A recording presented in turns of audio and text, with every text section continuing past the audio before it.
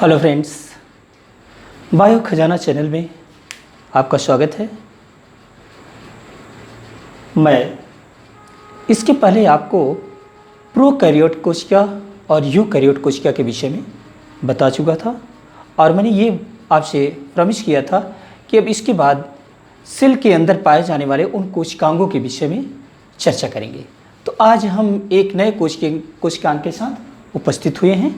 ये आज जो एक कोशिकांग जो हम लेके आज आपके सामने आए हैं वो है अंतःप्रद्रव्ययी जालिका, यानी इंग्लिश में एंडोप्लाज्मिक रेटिकुलम। आज हम एंडोप्लाज्मिक रेटिकुलम के विषय में चर्चा करेंगे। तो आइए चलते हैं, देखते हैं इसके संरचना के विषय में। इसके पहले ये जान लीजिए कि एंडोप्लाज्मिक रेटिकुलम दोहरी झिल्ली द्वारा घिरी हुई संरचना होती है। दोहरी झिल्ली द्वारा घिरी हुई संरचना होती है एंडोप्लाज्मिक रेटिकुलम। और इसकी उत्पत्ति किससे होती है? तो इसकी उत्पत्ति न्यूक्लियर मेम्ब्रेन यानी केंद्रक कला के आउटर मेम्ब्रेन से, केंद्रक कला के बाह्य लेयर से हुई रहती है। आइए इसकी संरचना के विषय में देखते हैं। फिर इसके बाद ये है कोशिका का, पूरी संरचना तो नहीं बनाए हैं, ये कोशिका के अंदर ये मेन हेड यानी केंद्रक है। केंद्रक का ये न्यूक्लियर मेम्ब्रेन, केंद्रक कला यानी ये केंद्रक की झिल्ली है। और ये केंद्रक के अंदर पाया जाने वाला ये न्यूक्लियोलस, केंद्रक के अंदर केंद्रिका, ये है केंद्रक के अंदर केंद्रिका न्यूक्लियोलस। और ये है, ये इसका केंद्रक का न्यूक्लियर मेम्ब्रेन के बीच में जो पोर है ये न्यूक्लियर पोर।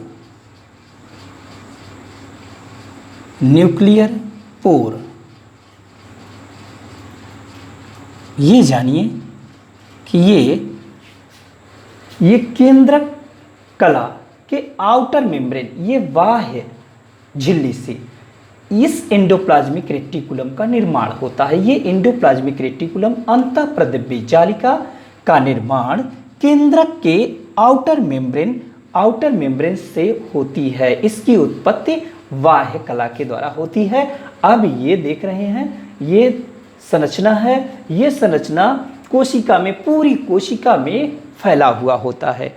इसीलिए इसे साइटोस्केलेटन भी कहते हैं, क्योंकि स्केलेटन का काम होता है जीवधारियों में एक निश्चित जीवधारी को आकार प्रदान करना। तो ये कोशिका में एक निश्चित शेप साइज देने का भी कार्य करता है। और ये कहा जाए, ये कोशिका में पाई जाने वाली सबसे बड़ी झिल्ली होती है। इसमें असंख्य राइबोसोम लगे हुए होते हैं। ये देख रहे हैं, ये सब राइबोसोम हैं। ये राइबोसोम है, राइबोसोम, ये असंख्य राइबोसोम है। और ये राइबोसोम, ये देखें, दो सब यूनिट होता है, एक स्मॉल सब यूनिट, एक लार्ज सब यूनिट। ये राइबोसोम, ये है एंडोप्लाज्मिक रेटिकुलम। इस एंडोप्लाज्मिक रेटिकुलम पर जो जुड़ा होता है इस एक विशेष प्रकार की प्रोटीन से, उसका नाम है राइबोफ्लोरिन। राइबोफ्लोरिन नामक प्रोटीन से जुड़ा होता है। ये राइबोफ्लोरिन,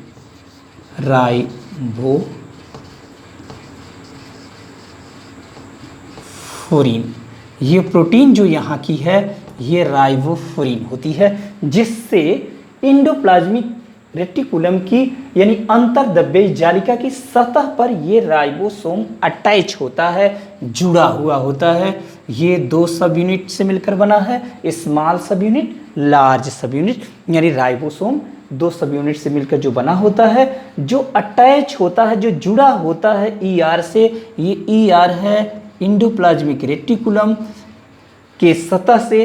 तो वो प्रोटीन विशेष प्रकार की होती है जिसे कहते हैं राइबोफ्लोरिन। अब जानिए कि एंडोप्लाज्मिक रेटिकुलम दो प्रकार का होता है।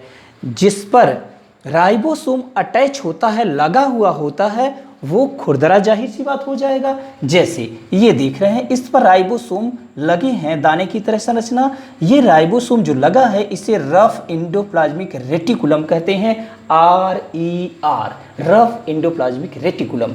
और जिस पर जिस एंडोप्लाज्मिक रेटिकुलम पर राइबोसोम अटैच नहीं है वो चिकना दिख रहा है, वो स्मूथ दिख रहा है नहीं दाने की तरह संरचना तो वो चिकना दिखेगा, वो स्मूथ है तो इसे कहेंगे SER, yes smooth endoplasmic reticulum, SER। ये देख रहे हैं ये भी SER की ही संरचना है। ये SER है जिस पर राइबोसोम अटैच नहीं होता है।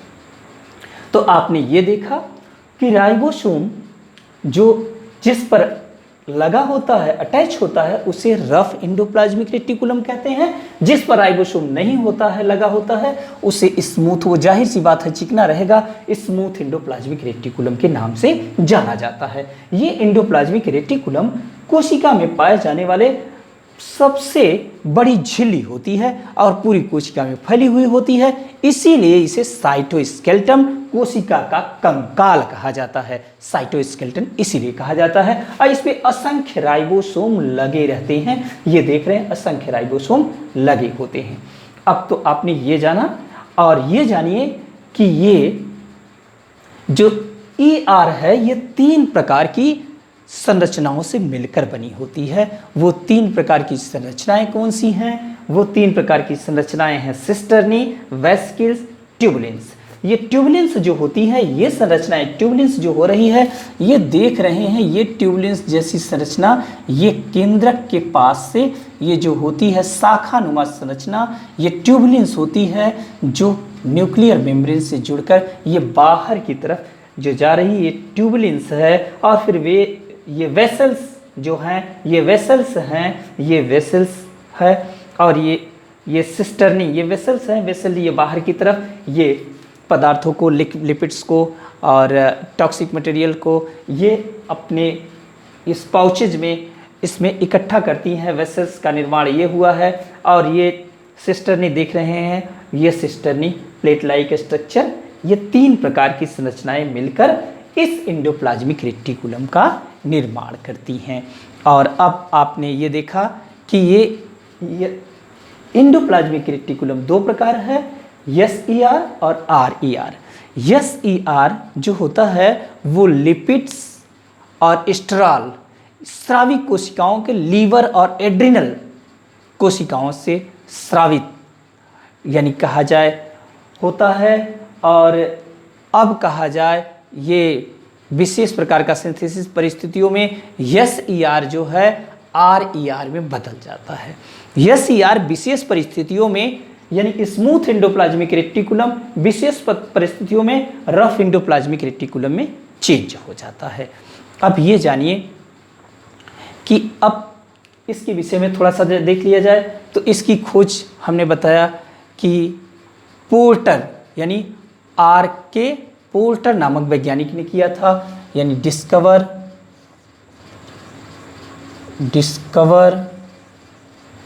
बाई RK पोर्टर 1945 में। और ये क्या है, ओरिजिन कहाँ से हुआ है? Outer nuclear membrane. ओरिजिन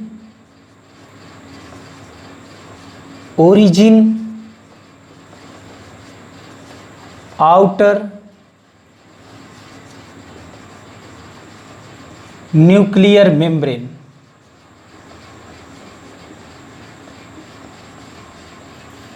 अब ये कहा जाए ये double membrane bounded cell organelles है। ये फिर कहा जाए इसे और क्या कहा जाता है? साइटोस्केलेटन। तो साइटोस्केलेटन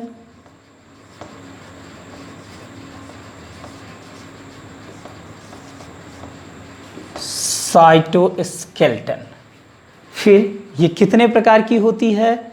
तो ये राइबोसोम जो अटैच है किस प्रोटीन से जुड़ा होता है? तो राइबोफ्यूरिन नामक प्रोटीन से। Ribophorin RIBO furan.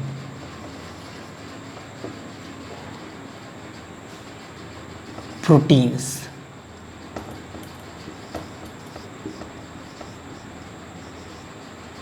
Attach ribosome.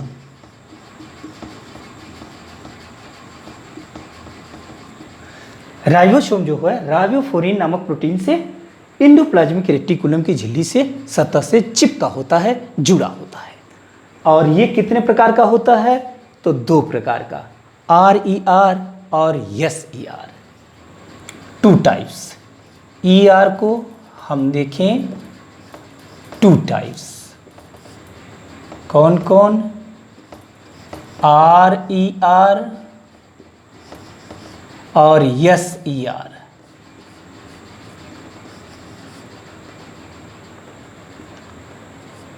ठीक है, अब ये हमने अब RER और SER ये दो प्रकार की, तीन प्रकार की संरचनाएं मिलकर बनाती हैं एंडोप्लाज्मिक रेटिकुलम को। अब हम ये देखते हैं कि इसके फंक्शन क्या हैं। चलिए फंक्शन की बात करते हैं।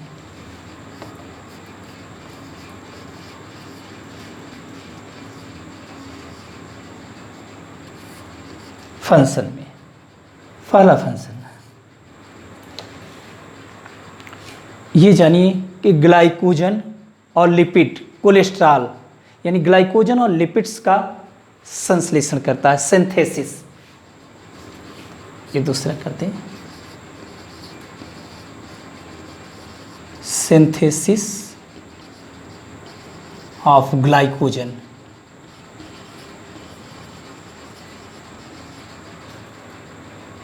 और क्या करता है? ग्लाइकोजन के बाद लिपिड्स और कोलेस्ट्रॉल का भी, लिपिड्स एंड कोलेस्ट्रॉल।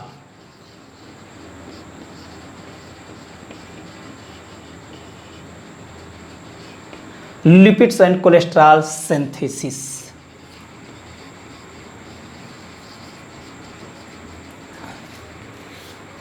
लिपिड्स और कोलेस्ट्रॉल का भी निर्माण करता है। फिर उसके बाद इसे और क्या इसके कार्य हैं? साइटोस्केलेटन,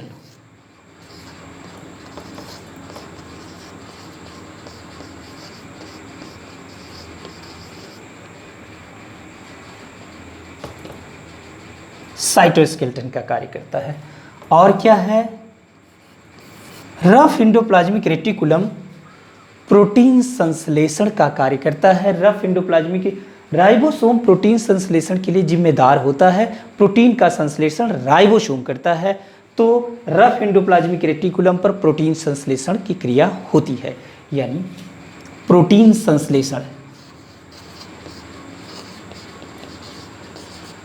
सिंथेसिस, प्रोटीन सिंथेसिस कहाँ? RER,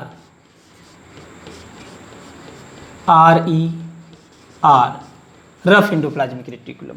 और ये जो है लिपिड्स एंड कोलेस्ट्रॉल ये SER पर होता है, स्मूथ एंडोप्लाज्मिक रेटिकुलम पर होता है। और ये जानिए ये डिटॉक्सिफिकेशन ऑफ टॉक्सिक सब्सटेंस, ये विषैले पदार्थों को निराविषीकरण करने का भी कार्य करता है, यानी डिटॉक्सिफिकेशन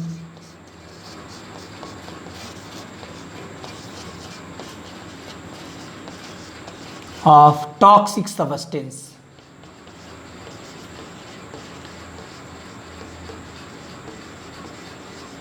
यानी विषैले पदार्थों का निराविषीकरण, यानी विषैले पदार्थों को कोशिका से बाहर निकालने का भी कार्य करता है। और ये जानिए कि ट्रांसपोर्टेशन तथा कैल्शियम स्टोरेज का भी कार्य ER करता है। अगला कार्य है ट्रांसपोर्टेशन,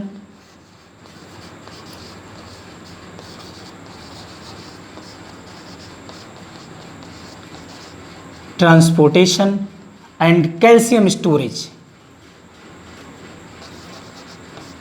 कैल्शियम स्टोरेज। ये कार्य एंडोप्लाज्मिक रेटिकुलम के हैं। ये आपने एंडोप्लाज्मिक रेटिकुलम के विषय में आपने देखा। और अब हम आगे फिर अगले वीडियो में आपके साथ एक नए सेल ऑर्गेनेल्स के साथ उपस्थित होंगे। और तब तक के लिए देखिए, आपको कोई भी कमेंट्स या आपको अभी शुरुआत है, टेक्निकल ज़्यादा नॉलेज नहीं है, तो थोड़ा सा टेक्निकल समस्याएं आ रही हैं मुझे वीडियो बनाने में, ये सब जो है हम सुधार करने का प्रयास कर रहे हैं। बस आपका जो है लगाव चाहिए, और आप सब अपने सुझाव देते रहिए कमेंट्स में, और आप अपने क्वेश्चन भी अपने कमेंट्स बॉक्स में मुझसे पूछ सकते हैं।